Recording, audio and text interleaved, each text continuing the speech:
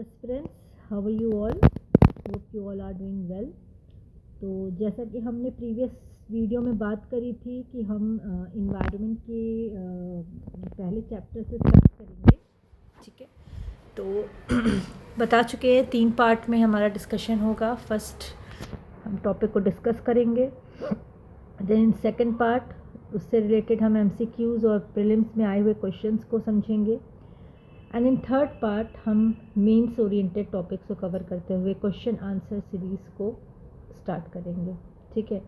तो चलिए पहले चैप्टर से स्टार्ट करते हैं, ठीक है। तो चैप्टर 1 हमारा इकोलॉजी है। This is the most important topic of environment, और बहुत सारे एग्ज़ाम में आपने इससे रिलेटेड डायरेक्ट क्वेश्चन देखे होंगे। जैसे कि पहला क्वेश्चन अगर आप देखें तो इकोलॉजी की डायरेक्ट डेफिनेशन से पूछ लिया जाता है, ठीक है। तो इसलिए हम समझेंगे कि इकोलॉजी आखिर होता क्या है। तो इकोलॉजी से हम क्या समझते हैं? इकोलॉजी ओइकोस मीनिंग होम और प्लेस। अब होम और प्लेस में क्या करते हैं? हम रहते हैं, ठीक है। तो ऐसी जगह जहाँ पे हमारी रहने की जगह है, तो इसको हम बोलते हैं ओइकोस। वहीं दूसरा लोगोस का मतलब आपको पता होगा कि उसका मतलब एग्जैक्टली स्टडीज से रिलेटेड होता है। तो this is the what is ecology? This is the study of home और the study of the home of nature. तो बेसिकली इसका जो मीनिंग है वो क्या है? Study of the home of nature. और अच्छे से अगर हम समझें और मॉडिफाइड डेफिनेशन अगर हम इकोलॉजी की दें तो it is basically a relationship. अब रिलेशनशिप कैसा? जैसे कि आप एग्जांपल लीजिए, we all are living beings, ठीक है। तो हमारा और हमारे दोस्तों में, हमारे फादर मदर में, या हमारे ही स्पीशीज़ में हमारे जो आपस के जो रिलेशंस हैं उनको, प्लस हमारे जो सराउंडिंग्स हैं, हमारा जो इन्वायरमेंट है जिससे हम डायरेक्टली इनडायरेक्टली इन्फ्लुएंस्ड होते हैं, उन सब से हमारा क्या रिलेशन है। लाइक टेम्परेचर चेंज होता है तो ह्यूमन बींग्स में इम्पैक्ट पड़ता है, ठीक है। अब अगर आप ठंडी जगह जाएंगे तो आपका बिहेवियर अलग होगा, आपका स्किन कलर अलग हो जाएगा, your skin colour will be affected. और अगर आप वहीं इक्वेटोरियल रीजन के पास चली जाइए, आप साउथ अफ्रीका जैसे कंट्रीज़ में, या फिर अफ्रीकन कंट्रीज़ में, प्योर अफ्रीकन कंट्रीज़ में अगर आप चले जाओ तो you will see the complexion is darker.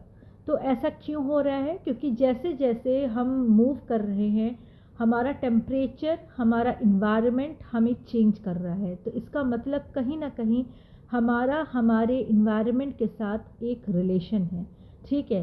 वहीं हम as a species, human species और दूसरे एनिमल्स, प्लांट्स, इनसे भी एक रिलेशन है। बिकॉज हम प्लांट्स पे खाने के लिए, फूड के लिए डिपेंडेंट हैं, हम दूसरे लिविंग बींग्स के लिए खाने के लिए डिपेंडेंट हैं, और अगर खाने के लिए नहीं तो हम शेल्टर के लिए डिपेंडेंट हैं, क्योंकि हम ये आज को जो घर बनाते हैं, आजकल ये सारी जो बिल्डिंग्स बना रहे हैं, उसमें कहीं ना कहीं एक ट्रीज़ का कंट्रीब्यूशन है। तो for any demand, whether it is related to food, whether it is related to shelter, whether it is related to medicine, we are directly और indirectly dependent upon our environment.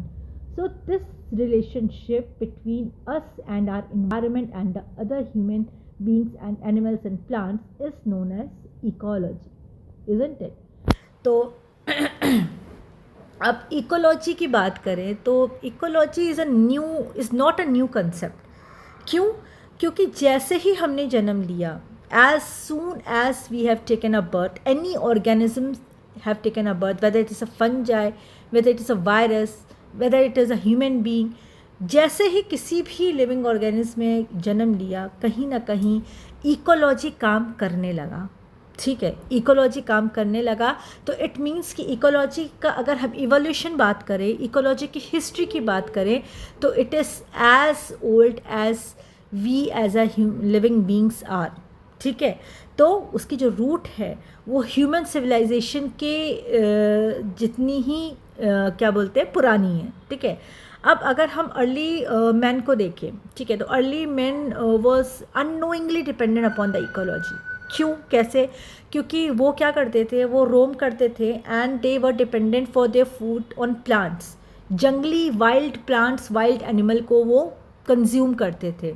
वो अकेले अगर ये consume नहीं करते, even उस time पे उनको ये समझाने वाला कोई नहीं था कि आपको खाना खाना है, लेकिन बावजूद उसके, क्योंकि एक सेंस ऑफ डिपेंडेंसी थी, उनको पता था कि if they will not eat तो they will starve and they will die, तो उनका अननोइंगली उन्होंने जो है वो सारी चीज़ें करी। उन्होंने प्लांट्स का इंटेक किया, उन्होंने जो है एनिमल्स को खाया। हालांकि वो उनका कोई घर नहीं था उस टाइम पे, इतना डेवलप नहीं था ह्यूमन बीइंग, तो वो रोम करते थे। बट अगेन अगर उस टाइम पे भी देखें तो इकोलॉजी था। क्यों था? Because they are dependent on animals and on plants for food.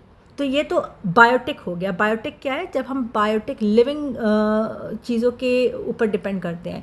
But abiotic मतलब नॉन लिविंग चीज़ों के ऊपर भी हम डिपेंड करते थे उस टाइम पे भी। क्यों? क्योंकि उन्हीं अर्ली मैन ने सबसे पहले फायर का इन्वेंशन किया।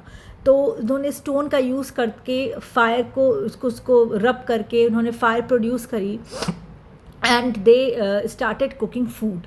तो कहीं ना कहीं क्या है, अबायोटिक फैक्टर भी वहाँ पे रिलेशनशिप शो करता था, अगर हम अर्ली मैन की बात करें।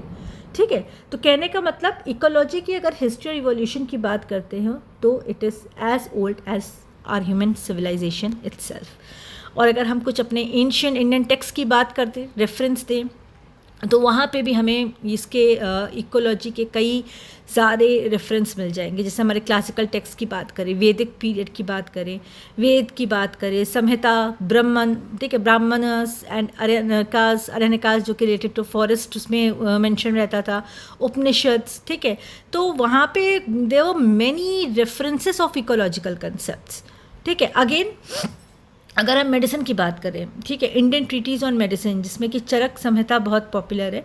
ठीक है, सर्जिकल टेक्स्ट की बात करें, सुश्रुता संहिता, ठीक है, उनमें भी क्या था कि उसमें ये बताया कि कैसे पीपल उस टाइम के जो लोग थे उनको एक अच्छी खासी समझ थी about the plant and animal ecology. Again ये सारी जो टेक्स्ट हैं उन्होंने एनिमल को उनके हैबिट और हैबिटेट के अकॉर्डिंग क्लासिफाई किया था। उनके abiotic dependency like soil, climate, vegetation, ठीक है, उसके अकॉर्डिंग उनको क्लासिफाई किया था। डिस्क्रिप्शन दिया था प्लांट्स का, ठीक है, अकॉर्डिंग टू देयर लोकेलिटीज़। ठीक है, ऑल्सो जो आपका चरक संहिता था उसमें जो है एयर, लैंड, वाटर, सीजन्स की जो है आपकी इंफॉर्मेशन प्रोवाइडेड थी। तो इन सब से पता चलता है कि हमारा जो इवोल्यूशन है, हमारा जो हिस्ट्री है इकोलॉजी की, वो बहुत पुरानी है। Now environment and it's component. अब जैसा कि हमने बताया कि हम जो है हमारा जो रिश्ता है, हमारा जो रिलेशनशिप है, इंटरलिंकेज है, वो कहीं ना कहीं दूसरे ह्यूमन बींग्स, दूसरे लिविंग ऑर्गेनिज्म के ऊपर डिप है और दूसरे जो है अबायोटिक फैक्टर्स के ऊपर भी है। ठीक है, और ये सारी चीज़ें अगर हम इंक्लूड कर दें, अगर हम अपने अलावा जितनी भी सराउंडिंग्स में चीज़ें हैं उनको अगर हम एक शब्द देना चाहें तो हम उसको कहेंगे इन्वायरमेंट। तो हमें जो चीज़ें सराउंड कर रही हैं, अब उस सराउंडिंग चीज़ों में it could be something related to life जिसे हम बायोटिक फैक्टर बोलते हैं। Also it could be something related to which is non living जिसे हम अबायोटिक फैक्टर बोलते हैं। ठीक है, तो उसी से इन्वायरमेंट के अगर हम कंपोनेंट की बात करें तो sorry, it is two abiotic and biotic. Abiotic मतलब नॉन लिविंग, जिसमें आगे आपका energy, radiation, temperate and heat flow, water, atmospheric gases, wind, fire, gravity, topography, soil, geological substratum. और अगर बायोटिक की बात करें तो उसमें आगे आपका green plants, non green plants, decomposers, parasites, symbionts, animals, man. ठीक है, अब डायरेक्टली यूपीएससी और ईपीसीएस में भी you will see one question directly from this. आपको बहुत सारे ऑप्शन में एनर्जी और डिकम्पोजर्स, ग्रेविटी, इस तरह से करके आ जाएगा, पूछेंगे कि what are the abiotic component of environment. ठीक है, तो आपको पता होना चाहिए कि कौन से अबायोटिक है, कौन से बायोटिक हैं। अब अगेन उसको और डिटेल में समझने के लिए हम एक फ़िश का एग्जांपल ले सकते हैं एनवायरनमेंट को समझने के लिए। सपोज़ करिए कि एक मछली है अपने पॉन्ड में, इसके दो इन्वायरमेंट होंगे, एक एक्सटर्नल होगा और एक आपका इन्वायरमेंट उसका इंटरनल इन्वायरमेंट होगा। तो हालांकि जो एक्सटर्नल इन्वायरमेंट है वो ज़्यादा अनस्टेबल होता है बजाय कि इंटरनल इन्वायरमेंट के, लेकिन इंटरनल इन्वायरमेंट भी ट्रिगर होता है कुछ चीज़ों में जो हम आगे डिस्कस करेंगे। तो पहले एक्सटर्नल इन्वायरमेंट क्या है। अब एक मछली एक पानी में है, एक पॉन्ड में है, तो उस पर लाइट कितनी जा रही है, ठीक है, उस पर टेम्परेचर कितना है, कितना पानी का टेम्परेचर है, ठीक है, वो जो पानी है उसके अंदर कितना न्यूट्रिएंट्स है, कितना जो है ऑक्सीजन है, कितनी गैसेस मिली हुई हैं, कितना ऑर्गेनिक मैटर मिला हुआ है।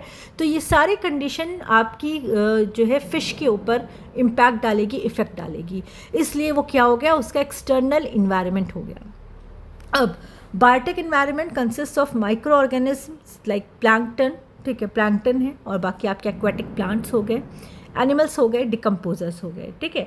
तो पहले आपने अबायोटिक की बात कर ली, बायोटिक की बात कर ली, तो ये सब मिल करके फ़िश का एक्सटर्नल इन्वायरमेंट हुआ जो कि ज़्यादा अनस्टेबल होता है और फ़िश पर ज़्यादा इम्पैक्ट डालता है।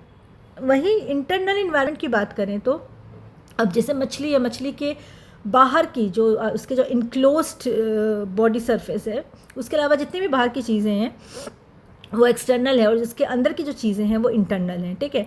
अब इंटरनल पहले भी बता चुकी हूँ कि जो इंटरनल इन्वायरमेंट फ़िश का है वो कंपेरेटिवली स्टेबल है रिलेटिव टू एक्सटर्नल इन्वायरमेंट, लेकिन it is subject to trigger. जैसे अगर फ़िश को चोट लग जाए, इंजरी हो जाए, इलनेस हो जाए, या फिर कोई एक्सेसिव स्ट्रेस क्रिएट हो जाए, तो that will upset the internal environment as well, ठीक है। अब इसका एग्जांपल क्या है, एक ले लीजिए, मरीन फ़िश को अगर आप ट्रांसफ़र कर दोगे फ्रेश वाटर में, तो कहीं ना कहीं क्या हुआ, उसका जो इंटरनल और एक्सटर्नल इन्वायरमेंट दोनों इम्पैक्ट हो जाएगा, और वो बेसिकली जो मरती है वो बेसिकली एक्सटर्नल इन्वायरमेंट की वजह से नहीं, क्योंकि कोई उसको खाता नहीं है, लेकिन मरती क्यों है, अपने इंटरनल डिस्टर्बेंस की वजह से, क्योंकि उसका जो इंटरनल एक इन्वायरमेंट जिसको नीड था वो उसको नहीं मिला, और उसकी वजह से उसके अंदर स्ट्रेस क्रिएट हुआ, और जब स्ट्रेस क्रिएट हुआ तो उसकी डेथ हो गई। तो how it is related, internal environment is the factor, although it is stable, but अगर ट्रिगर होता है then again it is a big impact on fish, ठीक है। तो फिर levels of organisation in ecology, तो अगर हम मेन लेवल्स ऑफ ऑर्गेनाइजेशन और इकोलॉजी की बात करें तो दे आर बेसिकली 6, ठीक है। यू कैन सी और रेफर फ्रॉम दिस स्कीमेटिक। तो पहला क्या है, इंडिविजुअल, ठीक है। सेकंड क्या है, पॉपुलेशन, पॉपुलेशन में जनरली ऑफ सेम स्पीशीज़, ठीक है, हम कंसिडर करते हैं। कम्युनिटी क्या है, कम्युनिटी में हम डिफरेंट स्पीशीज़ को कंसिडर करते हैं, जहाँ पे एक स्पीशीज़ दूसरे स्पीशीज़ के ऊपर इंटरडिपेंडेंट होती है, तो उसको वहाँ कम्युनिटी की बात आ जाती है। फिर इकोसिस्टम हो जाता है, इकोसिस्टम आपका स्ट्रक्चर एंड फंक्शनल रिलेशनशिप हो जाता है, और बायोम की बात आ जाती है। फिर बायोम के बाद बिगर एस्पेक्ट में देखें तो बायोस्फीयर की बात आती है, ठीक है। तो अगर इकोलॉजी एज अ होल देखें तो इसके 6 लेवल्स हैं। पहला इंडिविजुअल है, दूसरा पॉपुलेशन है, तीसरा कम्युनिटी है, चौथा इकोसिस्टम है, पांचवा बायोम है, and 6th one is biosphere, right. तो अब यहाँ से भी डायरेक्टली क्वेश्चंस आपको देखने को मिल जाते हैं। तो इसका जो आपका वो है क्या बोलते हैं क्रोनोलॉजी, इसको भी हमें ध्यान में रखना पड़ेगा, ठीक है, कि कौन पहले है। इंडिविजुअल पहले रहेगा, फिर पॉपुलेशन आएगा, फिर कम्युनिटी आएगा, देन इकोसिस्टम आएगा, फिर बायोम आएगा, फिर बायोस्फीयर आएगा। इसी तरीके से क्वेश्चन आ जाता है ABCD ऑप्शन करके, और इन्हीं जो प्लेसमेंट है इनको डिस्टर्ब करके क्वेश्चंस अदर ऑप्शन में आ जाते हैं, और एक आपका जो है जो ऑप्शन में रहता है वो बिल्कुल करेक्ट ऑर्डर में रहता है। तो ये ऑर्डर से ही डायरेक्टली क्वेश्चन पूछ लेता है, ठीक है। तो ये ऑर्डर आपको याद होना चाहिए। अगर हम इंडिविजुअल की बात करें तो इंडिविजुअल में क्या है, अब देखिए, organism is an individual living being that has the ability to act और फंक्शन इंडिपेंडेंटली। अब एज अ इंडिविजुअल भी हमारे अंदर ये कैपेबिलिटी है कि हम कहीं ना कहीं इंडिपेंडेंटली एक्ट कर रहे हैं। तो जो इंडिपेंडेंट लेवल है एक इंडिविजुअल का, ये जो होता है वो पहला लेवल होता है इकोलॉजिकल ऑर्गेनाइजेशन में। अब यहाँ पे इंडिविजुअल कोई भी हो सकता है, आपका प्लांट हो सकता है, एनिमल हो सकता है, बैक्टीरिया हो सकता है, फंजाई हो सकता है, कोई भी हो सकता है, ठीक है। It is a body made up of organelles, other parts work together to carry out on the various process of life, ठीक है। तो ये हो गया इंडिविजुअल। सेकंड बात करते हैं पॉपुलेशन। तो पॉपुलेशन एक ग्रुप ऑफ ऑर्गेनिज्म का होता है और जनरली वो ऑर्गेनिज्म क्या होते हैं, सेम स्पीशीज़ के होते हैं। एक स्पेसिफिक एरिया और स्पेसिफिक टाइम पे हम डिटरमाइन करते हैं, ठीक है। इसी वजह से अगर क्योंकि यहाँ पे टाइम की बात आ गई है तो वी कैन से कि जो पॉपुलेशन ग्रोथ है, पॉपुलेशन ग्रोथ रेट है, यहाँ इसको भी हम रेफर करते हैं कि percentage variation between the number of individuals in the population at 2 different times, ठीक है। तो यहाँ पे 2 डिफरेंट टाइम पे हम पॉपुलेशन ग्रोथ या पॉपुलेशन आपका निगेटिव ग्रोथ है कि पॉजिटिव ग्रोथ है ये निकाल सकते हैं। फॉर एग्जांपल हमने 2000 में पॉपुलेशन कितनी है इन द ईयर 2000 और फिर 2010 में कितनी पॉपुलेशन है, तो बढ़ भी सकती है घट भी सकती है। तो यहाँ पे हम क्या कर रहे हैं, 2 टाइम जोन्स में हम कंपेयर करते हुए देख रहे हैं कि कितनी पॉपुलेशन थी। अगर पहले से पॉपुलेशन कम हुई है इट मीन्स पॉपुलेशन डिक्रीज़ हुआ है, अगर पॉपुलेशन बढ़ी है इट मीन्स पॉपुलेशन इंक्रीज़ हुआ है। फिर जो मेन फैक्टर हैं, ठीक है, the main factors that make population increase are birth and immigration. तो अब देख रही है ये जो लाइन है basically you will get again a question in your examination, इससे एक डायरेक्टली क्वेश्चन पूछ लेता है, ठीक है। तो आपको ये पता होना चाहिए कि क्या मेन फैक्टर है पॉपुलेशन के, पॉपुलेशन इंक्रीज़ का जो मेन फैक्टर है वो या तो इधर इट इज़ बर्थ और it is immigration. Then again decrease के क्या फैक्टर है, the main factors that make population decrease are death and emigration, ठीक है। तो ये आपको एकदम मतलब इसको आप एब्जॉर्ब कर सकते हैं because it is in previous year many questions are from this line. अब मेन जो लिमिटिंग फैक्टर्स है for the growth of a population are biotic and abiotic, ठीक है। वो क्या है होते हैं जो लिमिटिंग फैक्टर होते हैं वो अबायोटिक और बायोटिक कंपोनेंट्स होते हैं। Then come to the this population density. Population density is the relation between the number of individuals of a population and the area they occupy, ठीक है। अब क्या पॉपुलेशन डेंसिटी, अब यहाँ पे हमने पॉपुलेशन व्हाट यू से ग्रोथ की बात करी है और पॉपुलेशन आपकी जो है डिक्रीज इन पॉपुलेशन की बात करी है परसेंटेज में। तो यहाँ ये जो है हम यहाँ पे टाइम को फैक्टर मानते हैं और पॉपुलेशन डेंसिटी में हम एरिया को फैक्टर मानते हैं। तो what is population density, it is a relation between the number of individuals of a population and the area they occupy, ठीक है। अब अगेन इन ये सारी बातें जो हम कर रहे हैं इनमें से एक क्वेश्चन आपका जो है आ सकता है और इवन आया भी है स्पेसिफिकली अगर हम इस लाइन की बात करते हैं, ठीक है, फैक्टर की, ठीक है, factor of population increase and decrease, तो इससे ऑलरेडी क्वेश्चन पूछ चुका है, ठीक है, आपके सिविल्स के एग्ज़ाम में।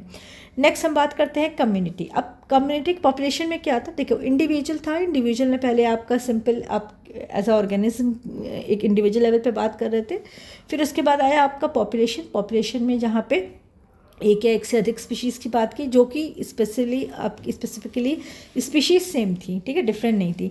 अब कम्युनिटी में क्या होता है, कम्युनिटी में आपका एक या एक से अधिक स्पीशीज़ होते हैं और उनमें जो स्पीशीज़ होती हैं वो डिफरेंट होती हैं, ठीक है, सेम नहीं होती है। यहाँ पॉपुलेशन में क्या था, species was same but community में क्या है, स्पीशीज़ आर डिफरेंट।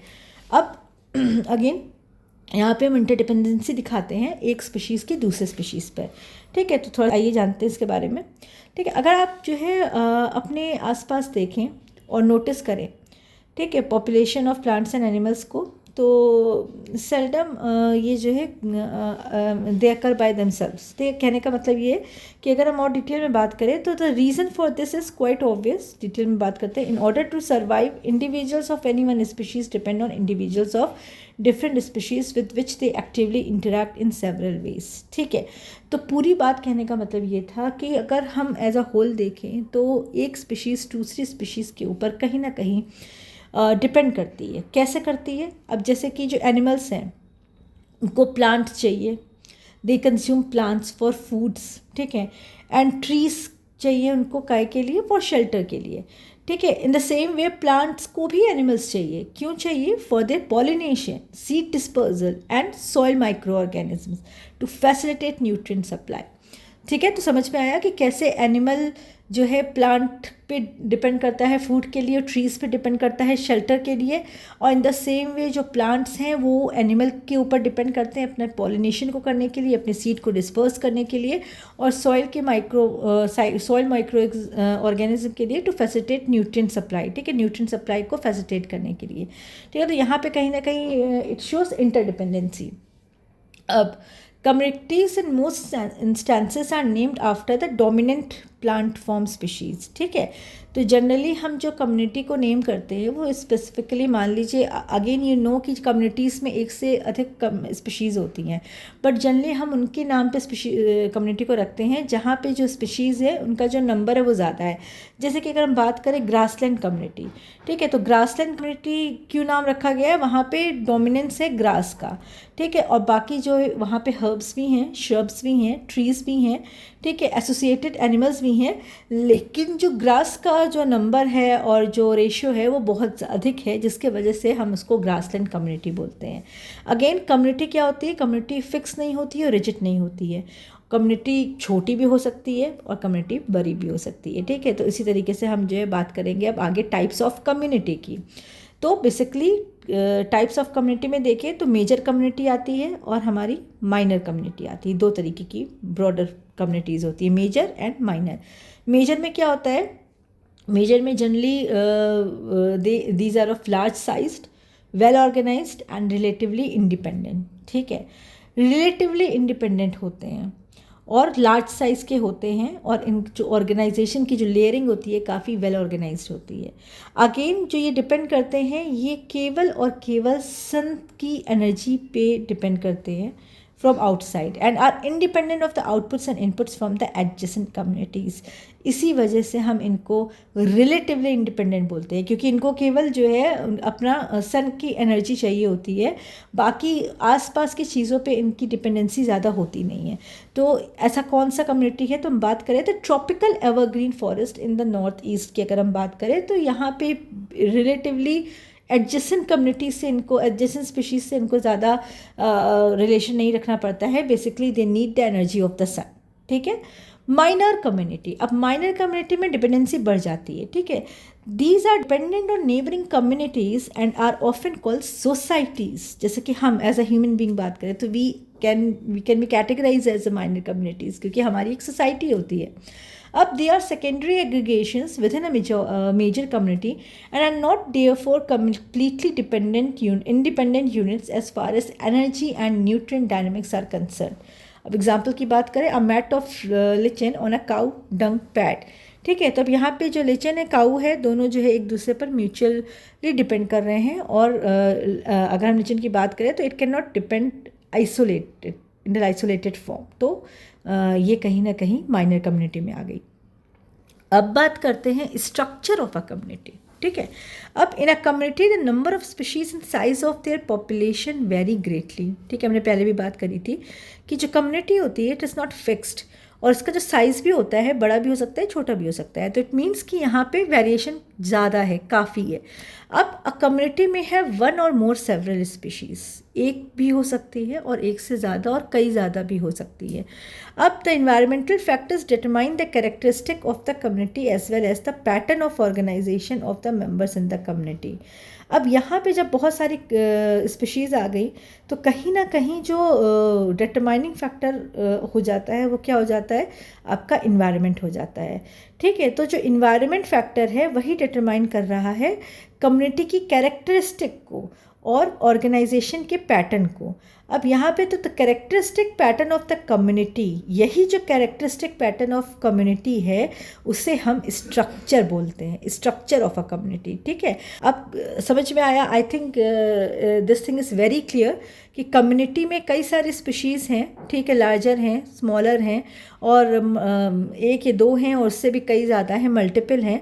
लेकिन सारी बातों का जो चीज़ें डिटरमाइन, कैरेक्टरिस्टिक्स को जो डिटरमाइन करता है, जो फैक्टर है, वो होता है हमारा इन्वायरमेंट, ठीक है।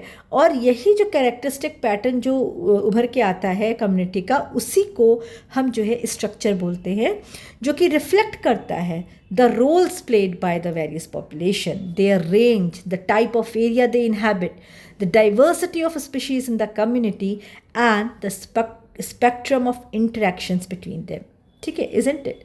तो चलिए, हमने अब देख लिया, फर्स्ट हमारा इंडिविजुअल की बात कर ली, फिर सेकंड हमने पॉपुलेशन की बात कर ली, ठीक है, फिर थर्ड हमने कम्युनिटी की बात करी है। Let's discuss the fourth one, that is the ecosystem. अब again ecosystem is very important, direct इससे क्वेश्चंस आते हैं और उसको बहुत डिटेल में समझना ज़रूरी है। यहाँ पे हम चीज़ें समझ रहे हैं, कुछ फैक्चुअल चीज़ें हैं जो कि हमारे एग्ज़ाम में पूछी जाती हैं, जो कि कुछ बहुत स्मॉल एंगल है जो अनकवर्ड है, वो हम अपने जब हम प्रीलिम्स का क्वेश्चन डिस्कस करेंगे तो वो वहाँ से कवर अप होती जाएंगी, ठीक है। तो अब यही रीज़न है कि हमने जो है हर एक टॉपिक को 3 लेयर में डिवाइड किया है, क्योंकि कई बार क्या होता है कि हम जो चीज़ें पढ़ते हैं वो कंप्लीट नहीं होता है। अगर हम इन टर्म्स ऑफ एग्ज़ाम की बात करें तो कुछ चीज़ें ऐसी होती हैं जो प्रीलिम्स में रह जाती हैं, कवर नहीं हो पाती हैं, कुछ चीज़ें होती हैं जो मेंस में कवर नहीं हो पाती हैं। इसीलिए हम टॉपिक को डिस्कस करके और फिर जब प्रीलिम्स के क्वेश्चंस को और मेंस के क्वेश्चंस को सेकेंड या थर्ड वीडियो में डिस्कस करेंगे, देन डेफिनेटली हम कवरेज हमारा जो होगा in terms of demand of the examination वो कंप्लीट होगा, ठीक है। तो हमारा गोल बिल्कुल यही है। तो चलिए लेट्स डिस्कस इकोसिस्टम। अब an ecosystem is defined as a structural and functional unit of a biosphere consisting of community of living beings and the physical environment both interacting and exchanging materials between them। समझ में आया क्या है ecosystem?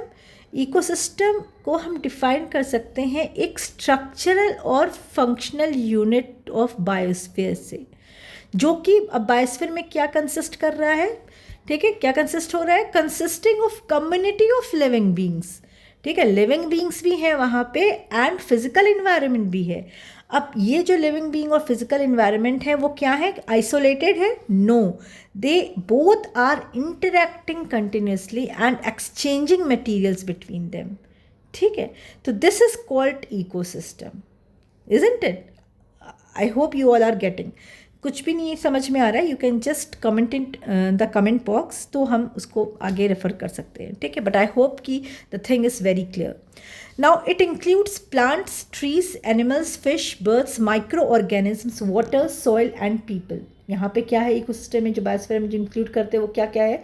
वहाँ पे plants भी हैं, trees भी हैं, animal, fish, bird, microorganism, water, soil, people, इन सब जो आपस में इंटरैक्ट कर रहे हैं, मेटेरियल्स इंटरैक्ट कर रहे हैं आपस में, स्ट्रक्चर, ठीक है, उनके जो स्ट्रक्चर एंड फंक्शनल यूनिट है बायोस्फीयर की, इन सब कंप्लीट पैकेज को हम इकोसिस्टम बोलते हैं। अब again ecosystems very greatly in size and elements but each is a functional unit of nature, ठीक है।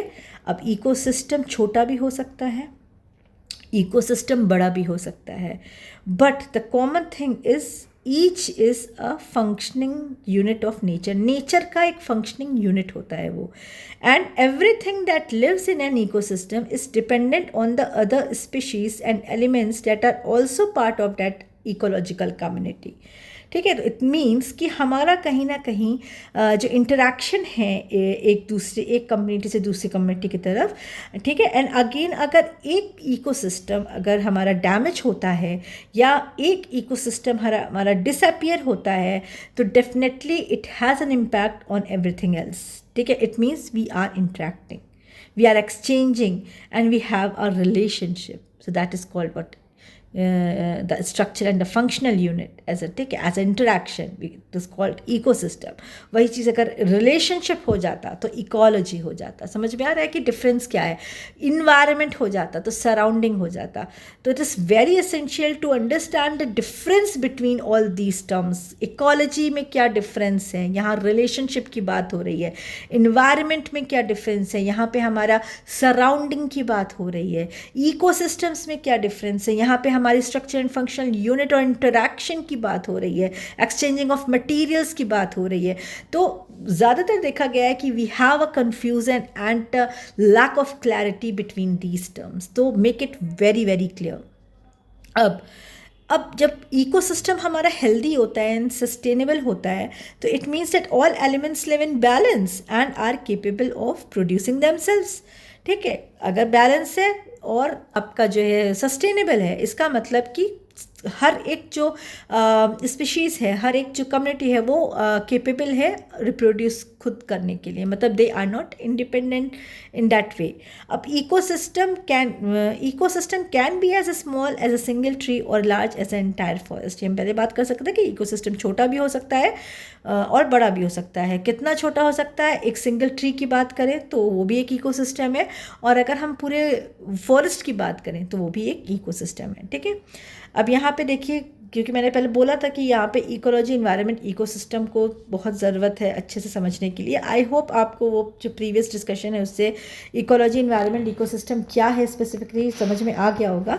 But you can take an example of institute. तो यहाँ पे एक जो है इंस्टीट्यूट की बात हो रही है, तो इस इंस्टीट्यूट में क्या है कि इकोलॉजी को बोला है कि would be the scientific study of students relationship between the academy. ठीक है, अब जो स्टूडेंट है और स्टूडेंट जिस एकेडमी में पढ़ रहे हैं, तो स्टूडेंट और एकेडमी के बीच में जो रिश्ता है, जो रिलेशनशिप है, उसे हम इकोलॉजी समझ सकते हैं। वहीं अगर एकेडमी को हम इन्वायरमेंट भी मान सकते हैं, जैसे अब एकेडमी है उसके अंदर बच्चे पढ़ रहे हैं, तो वहाँ वो पूरा जो एकेडमी, कंप्लीट एकेडमी को हम इन्वायरमेंट कंसिडर कर सकते हैं in which the students are studying.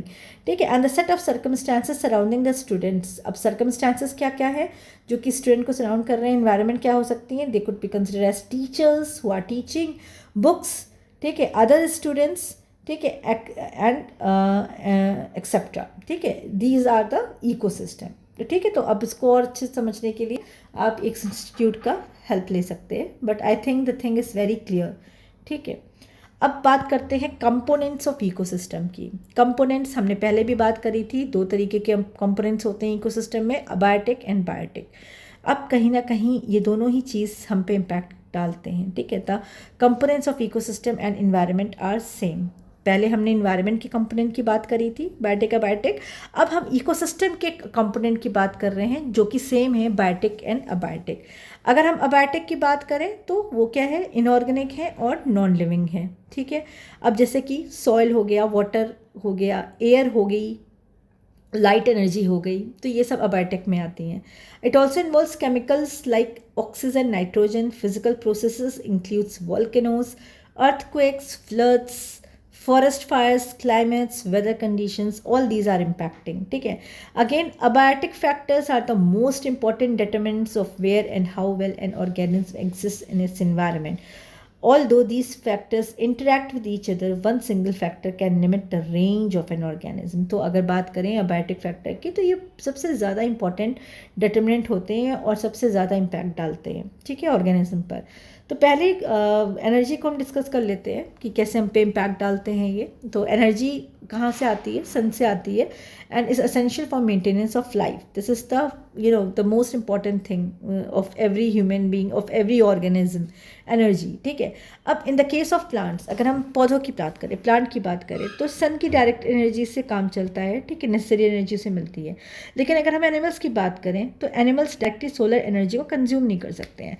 तो इस वजह से वो क्या करते हैं, वो प्लांट्स का इंटेक करते हैं और एनिमल्स का इंटेक करते हैं, अदर एनिमल्स का, और वहाँ से सन की एनर्जी को एक्सट्रैक्ट करते हैं। Energy determines distribution of organisms in the environment. अब एनर्जी ही है जो कि ऑर्गेनिज्म का आपका जो डिस्ट्रीब्यूशन है वो डिटरमाइन करती है। तो आप समझ सकते हैं कि how important the energy is and how important the sun energy is. ठीक है, सेकंड बात करते हैं रेनफॉल की। रेनफॉल यानी पानी। अब पानी क्या है, यू नो कि पानी के बिना वी कैन नॉट एग्जिस्ट, तो it is essential for all living beings. ठीक है, majority of the biochemical reactions जो होते हैं take place in an aqueous medium, that you also know how you can see कि वाटर इज़ इम्पॉर्टेंट। अब water helps to regulate body temperature. ठीक है, further water bodies form the habitat for many aquatic plants and animals. तो अगेन ये सारी चीज़ें जो क्या है, कहीं ना कहीं किस पे डिपेंड कर रही है, रेनफॉल पे डिपेंड कर रही है। ठीक है, फिर बात करते हैं टेम्परेचर की। Temperature again is a critical factor of the environment, जो कि बहुत ज़्यादा डीपली इन्फ्लुएंस करता है किसी ऑर्गेनिज्म को। और ऑर्गेनिज्म जो होते हैं they can tolerate only a certain range of temperature and humidity. ठीक है, उससे ज़्यादा या कम नहीं वो टॉलरेट कर सकते हैं। और अगर उनकी जो टेम्परेचर की जो कंडीशन होती है वो उससे कम या ज़्यादा होती है, उनकी जो क्या बोलते हैं बेयर करने की कैपेबिलिटी है, देन दे डाई। ठीक है, इसीलिए हम को समझ में आता है कि जब हम आगे देखेंगे तो हमें पता चलेगा कि डिफरेंट टेम्परेचर और डिफरेंट ह्यूमिडिटी में अलग अलग तरीके के एनिमल्स मिलते हैं, पेड़ पौधे मिलते हैं. So they have various different kinds of species living and in different region just because of the difference in temperature and humidity. Now come to the atmosphere. The Earth's atmosphere is responsible for creating conditions suitable for the existence of a healthy biosphere on this planet. ठीक है, atmosphere भी बहुत बड़ा role play करता है क्योंकि healthy biosphere of this planet को maintain करने में, एग्जिस्ट करने में कहीं ना कहीं एटमॉस्फेयर का बहुत बड़ा रोल है. Then next come to the substratum. Substratum क्या है? Land is covered by soil and a wide variety of microbes, protozoa, fungi and small animals. ठीक है, दे थ्राइव इन इट. अब roots of plants pierce through the soil to absorb water and nutrients. ठीक है, जो पौधों की जो roots होती है वो सॉइल के अंदर जो है पियर्स करती है, मतलब कि घुसती है और वो पानी को एब्जॉर्ब करती है, वहाँ से वो न्यूट्रिएंट्स को एब्जॉर्ब करती है. अब ऑर्गेनिजम्स कैन बी टेरेस्ट्रियल और एक्वेटिक. आपको पता है कि जो ऑर्गेनिज्म होते हैं वो टेरेस्ट्रियल भी हो सकते हैं, या मतलब कि लैंड में सर्वाइव करने वाले, और एक्वेटिक भी हो सकते हैं जो कि पानी जिनको सर्वाइवल के लिए चाहिए होता है. पानी हमें भी चाहिए होता है, टेरेस्ट्रियल को भी, बट एक्वेटिक इसका मतलब आपका जो कम्प्लीटली उनका जो एक इन्वायरमेंट है, एक निश है, वो उनको चाहिए होता है. फिर terrestrial animals live on land. ठीक है, बात बता ही चुकी हूँ. Aquatic plants, animals and microbes live in fresh water as well as in the sea. अब some microbes live even in hot water vents under the sea. ठीक है, तो यू कैन सी कि how difference in their environment and how different environment different living beings needed. ठीक है, next बात करते हैं मटेरियल की. तो मटेरियल में क्या है? और material can be organic and inorganic. Organic की बात करें तो उसमें आ जाते हैं आपका protein, carbohydrates, lipids, humic substances. ठीक है, and they are from the inorganic compound on decomposition. Inorganic की बात करें तो आ जाता है आपका carbon dioxide, water, sulphur, nitrates, phosphates, ions of various metals. ठीक है, are essential for organisms to survive. अब बात नेक्स्ट स्टार्ट करें तो लैटिट्यूड एंड ऑल्टीट्यूड. लैटिट्यूड क्या है? अब latitude has a strong influence on the areas temperature resulting in change of climate such as polar, tropical, temperate. ठीक है, these climates determine different natural biomes from sea levels to highest peaks. Wildlife is influenced by the altitude. Again, as the altitude increases, the air becomes colder and drier, affecting wildlife accordingly. ठीक है, तो latitude और altitude का बहुत बड़ा influence होता है organism पर. जैसे जैसे जैसे हम इक्वेटोरियल रीजन की बात करें तो वहाँ पे आपने देखा होगा कि ऑर्गेनिज्म की जो आपके जो डिफरेंट स्पीशीज़ हैं वो काफ़ी इनरिच्ड होती हैं, काफ़ी ज़्यादा पाई जाती हैं. ठीक है, डाइवर्स होती है स्पीशीज़. और जैसे जैसे हम टेम्परेट की तरफ बढ़ते जाते हैं, हालांकि जो आपका ड्राई टेम्परेट होता है वो मोस्ट प्रोडक्टिव होता है, फिर उसके और ऊपर जाते हैं, जब जैसे जैसे ड्राइनेस की तरफ बढ़ते जाते हैं, पोल्स की तरफ बढ़ते जाते हैं, तो पोल्स में तो ऑलमोस्ट जो लिविंग बींग्स हैं वो एब्सेंट ही होते हैं. तो आप देख सकते हैं कि ऑल्टीट्यूड और लैटिट्यूड का फ़र्क पड़ता है. ठीक है, तो लैटिट्यूड और ऑल्टीट्यूड हमारा वर्टिकल वेरिएशन, लैटिट्यूड हमारा हॉरिजॉन्टल वेरिएशन. तो हॉरिजॉन्टल में क्या है? वेट और कोल्ड की बात हम कर सकते हैं. ठीक है, मतलब कि ड्राई और ह्यूमिडिटी के टर्म्स में बात कर सकते हैं. ड्राइनेस और जैसे कि वेस्ट की तरफ बात करें तो ड्राई रहता है वेदर, और अगर हम ईस्ट की बात करें तो जनरली हमारी ह्यूमिडिटी हाई होती है. वहीं हम अगर नॉर्थ की ऊपर की तरफ बात करें, एक्सट्रीम की नॉर्थ और साउथ में, तो हमारा जो टेम्परेचर होता है वो ड्राई और ठंडा होता है, बहुत कोल्ड होता है. और जैसे जैसे हम इक्वेटर के पास आते हैं वहाँ पे हम जो है बहुत ज़्यादा क्या होता है, बहुत हॉट होता है वहाँ पे वेदर. तो वैसे वैसे जैसे जैसे वेरिएशन है टेम्परेचर का और ह्यूमिडिटी का, वैसे वैसे ही ऑर्गेनिज्म और स्पीशीज़ का भी वेरिएशन होता चला जाता है. ठीक है, अब ये हो गया, हमने बात कर ली अबायोटिक का क्या इन्फ्लुएंस होता है. Now let's talk about the biotic components कि बायोटिक का क्या इन्फ्लुएंस होता है. अब बायोटिक में क्या इंक्लूड करते हैं? लिविंग ऑर्गेनिज्म जो कि प्लांट, एनिमल, माइक्रोब्स है. ठीक है, and are classified according to the functional attributes in the producers and the consumers. अब यहाँ पे बायोटिक कंपोनेंट्स में देखें तो प्रोड्यूसर्स और कंज्यूमर्स के टर्म्स में बात करेंगे तो अब प्रोड्यूसर्स में आ जाता है आपका प्राइमरी प्रोड्यूसर्स, जिसमें ऑटोट्रॉफ्स होता है जो कि सेल्फ नरिशिंग होते हैं, मतलब कि जो दूसरे के ऊपर डिपेंड नहीं करते हैं, डायरेक्टली सन एनर्जी को यूज़ करते हैं और वो अपना फूड को क्या करते हैं, प्रिपेयर करते हैं, जैसे कि ग्रीन प्लांट्स. ठीक है, और कुछ बैक्टीरिया और एल्गी भी. अब ये क्या करते हैं? They synthesise carbohydrate from simple inorganic raw materials like carbon dioxide and water in the presence of sunlight by the process of photosynthesis for themselves and supply indirectly to other non producers. ठीक है, ये बहुत ही common है, सबको पता है। Then in terrestrial ecosystem the producers are basically what? Herbaceous and woody plants which is while in aquatic अगर ecosystem की बात करें तो they are various species of microscopic algae. तो बेसिकली अगर ब्रॉडर सेंस से बात करें तो what are primary producers? Who are using sunlight, ठीक है, and carbon dioxide and water for the for the synthesis of their food and who are not depending on other living beings for their food. Even they are just helping others and they are just providing food to indirectly to other living beings. So they are primary producers, also called autotrophs or self nourishing. Second आता है आपके consumer. Consumer में भी heterotrophs होते हैं जिनको, और फैगोट्रॉफ्स होते हैं जिनको हम अदर नरिशिंग बोलते हैं, मतलब कि दूसरों को नरिश करने वाले. अब कंज्यूमर्स क्या हैं? They are capable of producing their own food. ठीक है, ओन फूड मतलब फूड जो कंज्यूमर क्या होते हैं? इनकेपेबल होते हैं अपना खुद का खाना बनाने के लिए, जिसके वजह से वो दूसरों को यूज़ करते हैं या दूसरों को इनडायरेक्टली उनसे जो है फूड को कंज्यूम करते हैं. That is why they are called consumers. अब they depend on organic food derived from plants, animals और बोथ. या तो एनिमल या तो प्लांट या तो दोनों पे निर्भर करते हैं. और जो कंज्यूमर्स होते हैं वो बेसिकली दो ब्रॉडर ग्रुप में डिवाइड हैं, एक माइक्रो एक मैक्रो. ठीक है, मैक्रो में कौन आता है? मैक्रो में जो है जैसे कि दे फीड ऑन प्लांट्स और एनिमल्स और both and are categorised on the basis of their food sources. अब जैसे हर्बीवोर्स हैं, ठीक है, दे आर प्राइमरी कंज्यूमर्स, और ये जो फीड करते हैं वो बेसिकली काऊ एंड रैबिट. ठीक है, इन सब चीज़ों में मतलब इन जब क्या बोलते हैं ऑर्गेनिज्म पे डिपेंड करते हैं.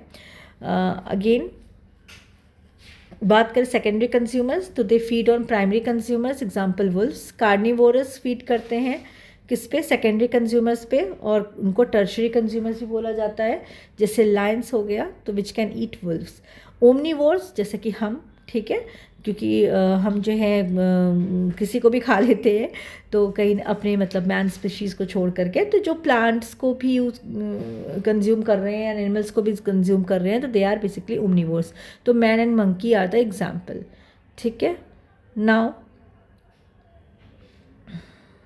Next is micro consumers. ठीक है, जिनको हम सेप्रोट्रॉफ्स भी बोलते हैं, डिकम्पोजर्स भी बोलते हैं और ऑस्मोट्रॉफ्स भी बोलते हैं. क्या होते हैं ये? एक बैक्टीरिया और फंजाई होते हैं जो कि अपनी एनर्जी को ऑब्टेन करते हैं. ठीक है, they which obtained energy and nutrients by decomposing dead organic substances, जिन्हें हम डेट्रिटस भी बोलते हैं. तो अगेन डेट्रिटस क्या होता है? एक क्वेश्चन आया है, ठीक है, एग्जाम में, तो ये आपको पता होना चाहिए. What are detritus? तो ये क्या होते हैं? Decomposing dead organic substances of plant and animal origin. फिर सेकंड क्या है आपका? The products of decomposition such as inorganic nutrients which are released in the ecosystem are reused by producers and that's recycled. तो जो भी decompose हो रहे हैं एज एन इनऑर्गेनिक न्यूट्रिएंट्स वो रिलीज़ होते हैं और इकोसिस्टम में रिलीज़ होते हैं, एंड इसी इकोसिस्टम से ये फिर से रीयूज़ होते हैं. किससे? किसके द्वारा? प्रोड्यूसर्स के द्वारा, and again they are recycled. तो ये साइकिल जो है कहीं ना कहीं चलती रहती है इस तरीके से. अब earthworm and certain soil organism such as nematodes and arthropods क्या है? आर डेट्रिटस फीडर्स है and help in the decomposition and organic matter and are called detritivores. They consume dead animals and plants. ठीक है, earthworm है और जो soil organism है, nematode हैं, ऑर्थोपोड हैं, वो किस पे फीड करते हैं? क्या खाते हैं? ये डेड एंड प्लांट्स को और डेड एनिमल्स को खाते हैं, कंज्यूम करते हैं, जिसके वजह से हम इनको डेट्रीवोर्स बोलते हैं. तो कई बार एग्जाम में ये भी पूछा है व्हाट आर डेट्रीवोर्स. तो डेट्रीवोर्स क्या है? Those who consume dead plants and animals. ठीक है, और डेट्रिटस क्या होता है? जो कि क्या बोलते हैं? डेड ऑर्गेनिक सब्सटेंसेस को कहते हैं of plants and animal origin. ठीक है, तो ये सारी चीज़ें आपको पता होना चाहिए. अब इकोसिस्टम को कैसे क्लासिफाई करते हैं? नेचुरल इकोसिस्टम को हम दो तरीके से क्लासिफाई कर सकते हैं, टेरेस्ट्रियल एंड एक्वेटिक. टेरेस्ट्रियल में आता है आपका फॉरेस्ट, ग्रासलैंड, डेजर्ट, और एक्वाटिक में आता है आपका fresh water, saline water, marine water. ठीक है, अब इनकी डिटेल हम चीज़ें समझेंगे। पहली बात तो इकोसिस्टम का हम एक बात समझ लें कि जो इकोसिस्टम होता है वो क्या होता है कि वो केपेबल होता है अपने स्टेट ऑफ इक्विलिब्रियम को मेंटेन करने के लिए। ठीक है, और वो रेगुलेट कर सकता है अपने खुद के स्पीशीज़ के स्ट्रक्चर एंड फंक्शनल प्रोसेसेस को। इसी कैपेसिटी, इकोसिस्टम की इसी कैपेसिटी ऑफ सेल्फ रेगुलेशन को हम होम्योस्टैटिसिस भी बोलते हैं। तो again it can be a question कि होम्योस्टैटिसिस क्या होता है। ठीक है, तो क्या होता है कि सेल्फ रेगुलेशन की जो कैपेबिलिटी होती है इकोसिस्टम की, उसको हम होम्योस्टैटिस बोलते हैं। अगेन नेक्स्ट बात करें, goods and services provided by the ecosystem. तो इकोसिस्टम में कौन कौन से गुड और सर्विसेज प्रोवाइड करता है? फूड, फ्यूल, फाइबर, ठीक है, shelter, building material, air water को प्योरीफाई करने में हेल्प करता है। ठीक है, detoxification and decomposition of waste. ठीक है, फिर stabilisation and moderation of earth's climate, moderation of floods, droughts, temperature extremes and the forces of wind, generation and renewal of soil fertility including nutrient cycling, pollination of plants including many crops, control of pests and diseases, ठीक है, maintenance of genetic resources as key inputs to crop varieties and livestock breeds, medicine and other products. Again cultural and aesthetic benefits. तो these are the services provided by the ecosystem. तो ये भी आप बहुत अच्छे से पढ़ लीजिएगा क्योंकि कई बार इस पे भी पीटी पे क्वेश्चन आया है कि what are the services provided by the ecosystem. तो जो है उनमें से एक ऐसा स्टेटमेंट दे देंगे, जो नहीं है तो पूछ लेंगे what are the services not provided by the ecosystem. तो आपको पता होना चाहिए कि डिटेल में कि एक्चुअली क्या करता है प्रोवाइड। ठीक है, कौन सी सर्विसेज प्रोवाइड करता है। अब नेक्स्ट आ जाता है very important topic, ecotone. Ecotone UPSC में भी एंड स्टेट पीसीएस में भी कई बार डायरेक्टली पूछा है। इसके यहाँ पे शायद फीचर्स, हाँ, कैरेक्टरिस्टिक्स भी दिए हुए हैं, डायरेक्टली कैरेक्टरिस्टिक्स से क्वेश्चन आया हुआ है। तो बहुत ही अच्छे से समझिएगा कि क्या होता है इकोटोन। अब इकोटोन क्या है? Is a zone of junction between two और मोर डाइवर्स इकोसिस्टम्स। जैसे कि जो दो कंप्लीट और एक स्टेबल इकोसिस्टम के जो बीच का इकोसिस्टम होता है, या आप क्या बोलो कि एक इकोसिस्टम से जब दूसरे इकोसिस्टम की तरफ जब ऑर्गेनिज्म मूव करते हैं, या वो एक जंक्शन जो प्रोवाइड होता है, वहाँ पे जो वो जोन ऑफ जंक्शन है उसे हम इकोटोन बोलते हैं। ठीक है, it is comparatively less developed. अब जैसे कि अगर हम बात करें मैंग्रोव फॉरेस्ट की, तो ये एक क्या है? ये एक इकोटोन है। किसके किसके बीच में? एक मैरीन और टेरेस्ट्रियल इकोसिस्टम के बीच में। ठीक है, अब तो बात समझ में आई होगी।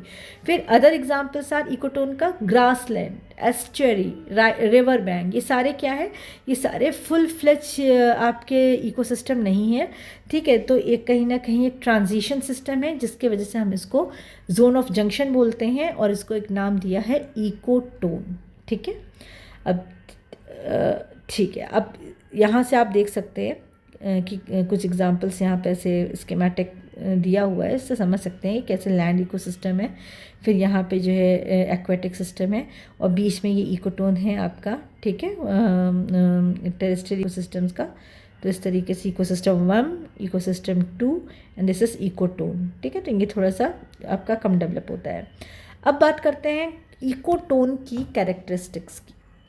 तो पहला है कि बहुत, it can be very narrow और क्वाइट वाइड, मतलब कि या तो बहुत नैरो भी हो सकते हैं और बहुत वाइड भी हो सकते हैं। तो पहला कैरेक्टरिस्टिक्स।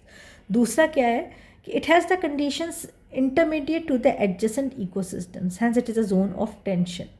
ठीक है, अब यहाँ पे जो कंडीशन होती है वो सेम नहीं होती है। दोनों इकोसिस्टम के बीच की जो इंटरमीडिएट कंडीशन होती है वो यहाँ पे एग्जिस्ट करती है। तो इस वजह से इसको हम जोन ऑफ टेंशन भी बोलते हैं। अगेन तीसरा क्या है? लीनियर होता है। ठीक है, लीनियर है and it shows progressive increase in species composition of one incoming community and a simultaneous decrease in species of other outgoing adjoining community। ठीक है, तो कहीं ना कहीं जो ये इसका प्रोग्रेशन है, इधर एक कम्युनिटी डिक्रीज़ हो रही है और या तो एक कम्युनिटी इंक्रीज़ हो रही है। तो दोनों ही केस में जो इसका प्रोग्रेशन होता है वो लीनियर होता है। ठीक है, नेक्स्ट क्या है? A well developed ecotones contain some organism which are entirely different from that of the adjoining communities. तो आपको कई बार ऐसी क्या बोलते हैं ऑर्गेनिज्म मिल जाएंगे जो कि जो आपकी जो आने वाली कम्युनिटी है और और जो जहाँ पे मतलब सॉरी जो आपका पहले का इकोसिस्टम है, जो बाद का इकोसिस्टम है, वहाँ दोनों में ही आपको नहीं मिलेगा, बट आपको वो जो ऑर्गेनिज्म है केवल इकोटोन में मिलेगा। ठीक है, तो इस तरह का भी फीचर होता है कि entirely different species you can encounter. फिर आता है कभी कभी क्या होता है कि कुछ नंबर ऑफ स्पीशीज़, ठीक है, sometimes the number of species and the population density of some of the species is much greater in the zone than either community. अब हम दोनों फुल फ्लेज कम्युनिटी की बात करें तो वहाँ पे जो उस स्पीशीज़ का नंबर है दोनों ही जगह कम है, लेकिन जो इकोटोन है वहाँ पे काफ़ी ज़्यादा है वो उसका स्पीशीज़ का नंबर। तो इसे हम एज इफेक्ट कहते हैं, जहाँ पे एबनॉर्मली उस स्पीशीज़ का उस स्पीशीज़ का जो पॉपुलेशन है वो दोनों वेल इस्टेब्लिश इकोसिस्टम के पॉपुलेशन से अगर ज़्यादा हो जाता है इकोटोन में, तो वहाँ पे हम वो जो इफ़ेक्ट होता है उसे हम एच इफ़ेक्ट बोलते हैं, और वो जो स्पीशीज़ होती है उसे हम एच स्पीशीज़ बोलते हैं।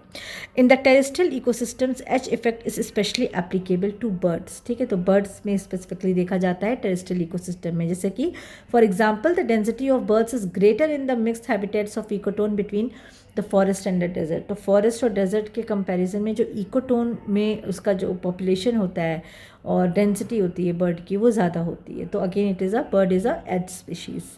तो अब बात करते हैं निश की। निश क्या होता है? A niche is the unique functional role or place of a species in an ecosystem. It is a description of all the biological, physical, chemical factors that a species needs to survive, stay healthy and reproduce. अब कोई भी एक particular species की बात करें तो उसके अलग अलग टाइप की रिक्वायरमेंट है, रहने की रिक्वायरमेंट अलग है, खाने की रिक्वायरमेंट अलग है, रिप्रोड्यूस करने की रिक्वायरमेंट अलग है, अलग अलग केमिकल और फिजिकल नीड्स उसकी हैं। तो वो जो स्पेसिफिक उस स्पीशीज़ के लिए उसको जो चाहिए होता है, तो अगर हम उसके टर्म्स में बात करते हैं तो वो कस्टमाइज्ड जो या केवल उसी पर्टिकुलर स्पीशीज़ के रेफरेंस में अगर हम बात करें तो उसे हम निश बोलते हैं। ठीक है, तो अ निश is a unique for a species which means no two species have exact identical niche. Niche क्या करते हैं? Plays an important role in conservation of organisms. निश का ज़्यादातर रोल तब आता है जब हम किसी रिस्पेक्टिव स्पीशीज़ को सेव करना चाहते हैं, क्योंकि कई बार क्या होता है कि हमारी चीज़ें इन्वायरमेंट सब एक नॉर्मल एक जनरल बात करें उस तरीके से होता है, बट कभी कभी हमारे कुछ ऐसे ऑर्गेनिज्म होते हैं जो एक्सटिंक्ट हो रहे होते हैं या जो लॉस हो रहे होते हैं। तो अब हम क्या करते हैं, उनको कंजर्व करना चाहते हैं। कंजर्व हम तभी कर पाएंगे जब हम स्पेसिफिकली उस स्पीशीज़ के बारे में अच्छी तरीके से डिटेल में जानते होंगे कि इनकी क्या फूड हैबिट है, क्या इनका रहने का तौर तरीका है, कैसे रिप्रोड्यूस करते हैं। ये सारी चीज़ें अगर हमको डिटेल में इनके बारे में बात पता हो तो हम ऐसा कुछ क्रिएट कर सकते हैं जो इनके लिए थोड़ा सा इनको सपोर्ट करे, है ना। तो इसके लिए निश का पता होना, निश जो है उनके बारे में जानकारी होना बहुत इंपॉर्टेंट है, और ये किसी भी दो स्पीशीज़ का सेम नहीं हो सकता। ठीक है, again if you have to conserve the species in its native habitat, we should have knowledge about the niche requirements of the species and should ensure that all requirements of its niche are fulfilled.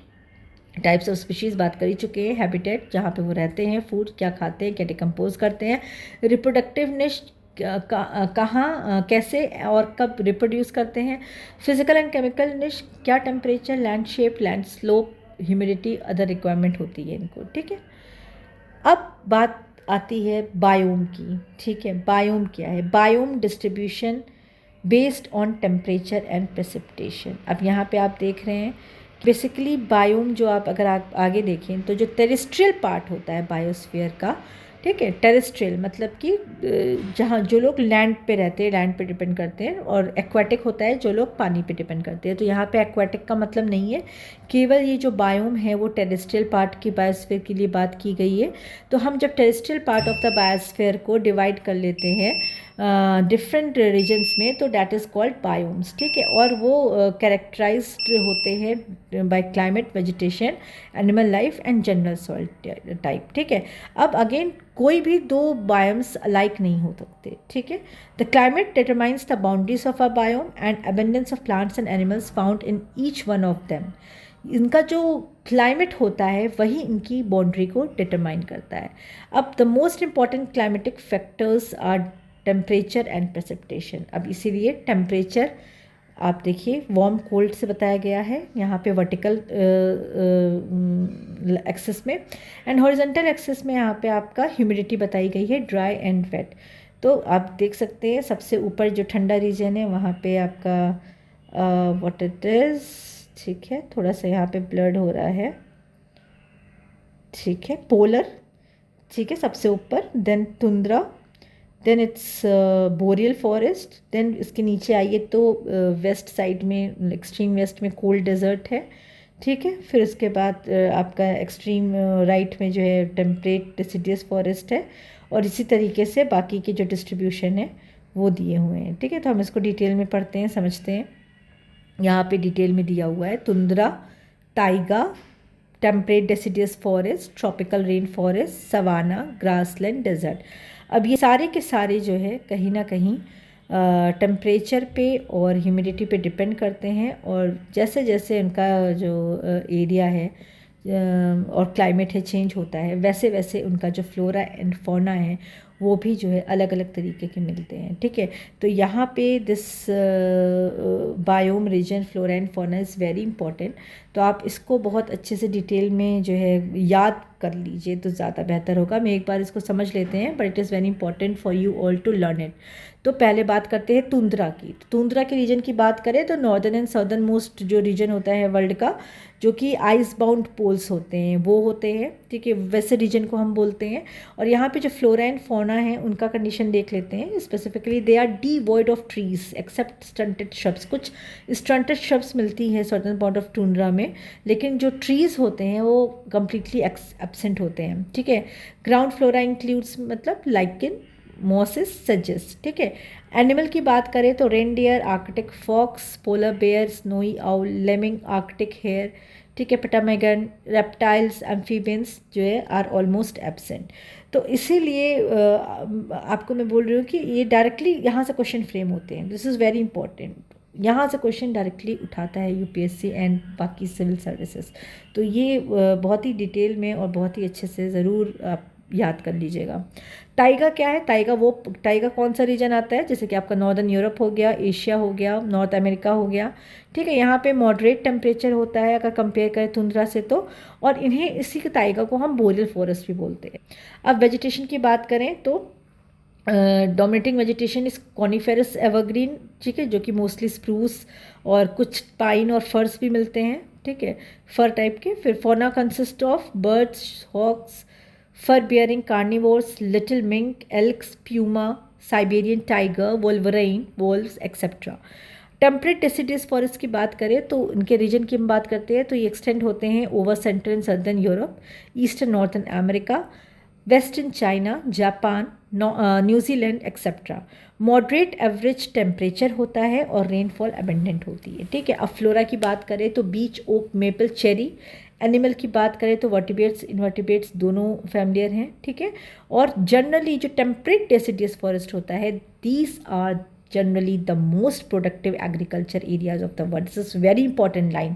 ये question ज़रूर आपको मिल सकता है, और मतलब basically कि कौन सा जो है आपका जो एरिया है या रीजन है या बायोम है, कहाँ पे हमारा जो है most productive agriculture area of the earth जो है कंसिडर किया जाता है। तो ये this is obviously temperate deciduous forest.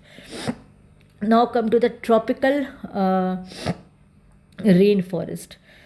तो ट्रॉपिकल रेन फॉरेस्ट की बात करें तो ये जो है इक्वेटोरियल रीजन के आसपास होते हैं, और यहाँ पे जो लाइफ होती है वो बहुत मतलब जिससे डाइवर्सिटी होती है बहुत ज़्यादा होती है। टेम्परेचर और रेनफॉल दोनों ही हाई होते हैं, ठीक है। रेन फॉरेस्ट के ट्रॉपिकल रेन फॉरेस्ट कवर करता है 7% ऑफ द अर्थ सरफेस को और 40% of the world's plant and animal species को, ठीक है। तो क्वेश्चन दो तरीके से फ्रेम हो सकता है। एक पूछेगा कि मोस्ट डाइवर्स तो अगेन ट्रॉपिकल रेन फॉरेस्ट है, लेकिन अगर पूछा most productive agriculture areas of the earth, then definitely it is a temperate deciduous forest. तो don't get confuse between the two statements, इसलिए बहुत अच्छे से ध्यान से एक एक लाइन पढ़िए। फिर इसकी कैरेक्टरिस्टिक्स देखें तो multiple story of broad leaf evergreen tree species की एबेंडेंस होती है। Animals and epiphytic plants are concentrated in the canopy और ट्री टॉप जोन्स, ठीक है। तो ये स्पेसिफिकली इस लाइन से भी क्वेश्चन बनता है, ठीक है। तो आपको सारे फीचर्स पता होने चाहिए।